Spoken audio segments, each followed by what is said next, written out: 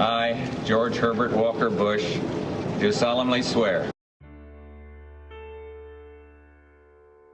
A life lived in service to our nation, from his days as one of the Navy's youngest fighter pilots in World War II to loyal vice president at Ronald Reagan's side.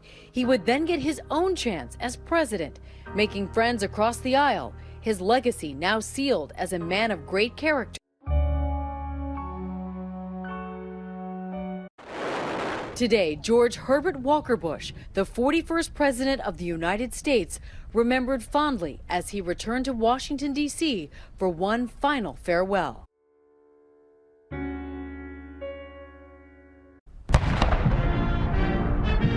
Cannons fired off a 21-gun salute as Hail to the Chief played, where eldest son, former President George W. Bush, stood at solemn attention with his hand on his heart, wife and First Lady Laura Bush by his side. The president's casket was placed on the Lincoln catafalque in the rotunda, where it will lie in state for public viewing until his funeral Wednesday. President Bush, America's longest living president, was flown from Houston to D.C. on Air Force One via Special Air Mission 41. His trusty service dog, Sully, followed him along his journey, waiting for the president on the tarmac. After lying by his side at a funeral home in Houston, among them, President Clinton, who forged an unlikely close bond with his predecessor, one that included fishing trips and philanthropy. President Clinton sat down with ABC News to read a portion of the letter left for him by 41 when he took office. He said, I wish you great happiness here. There will be tough times made even more difficult by criticism, but just don't let the critics discourage you or push you off course. How did you feel when you received that letter? I thought it was vintage George Bush.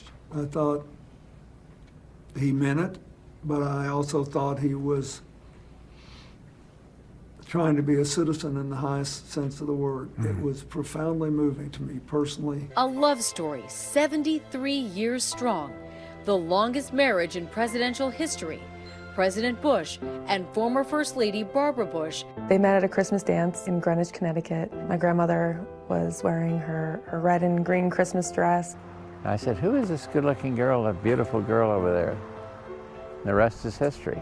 Barbara Bush set eyes on 17-year-old George Bush and never looked back. Is he still the handsomest man you'd ever seen? My eyesight's getting bad. Golly.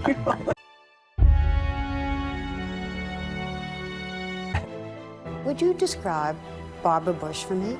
Careful. Inside or out? Any way you know.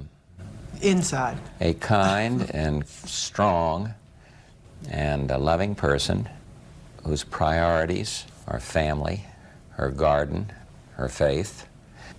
I like the picture. Would you describe George Bush for us? Well, I'd like to say ditto. Very funny, George is. Very warm, very wise, very caring. I would put faith as a very important part of George's life, and family, and friends. And he's good.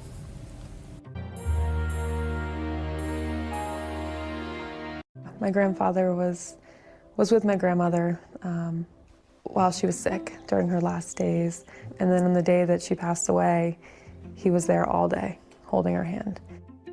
At her funeral in April, President Bush was next to her casket greeting mourners who had come to pay their respects. It absolutely amazed me. There he sat for hours, shaking hands, because he knew that they wanted to see him. So it was one last act of duty. There is breaking news. Former President George H.W. Bush has now been hospitalized with an infection that has spread to his blood. I just remember talking with my mom and my family members and just saying, we just need to get him to Maine. He spent his last summer there, surrounded by family, in October attending the wedding of his granddaughter, Barbara Bush. With 5 surviving children, 17 grandchildren, 8 great-grandchildren, Bush was a true family man to his last breath. His final words, "I love you too," spoken to his son George W. Bush on the telephone before he passed away quietly at home in Houston. He will be laid to rest at his presidential library in College Station, Texas, next to his wife and daughter, Robin. I do think that you go to heaven, there is a heaven, and I don't fear it, though. When I was a little guy, I'd fear death. I'd worried about it, be scared. Not anymore.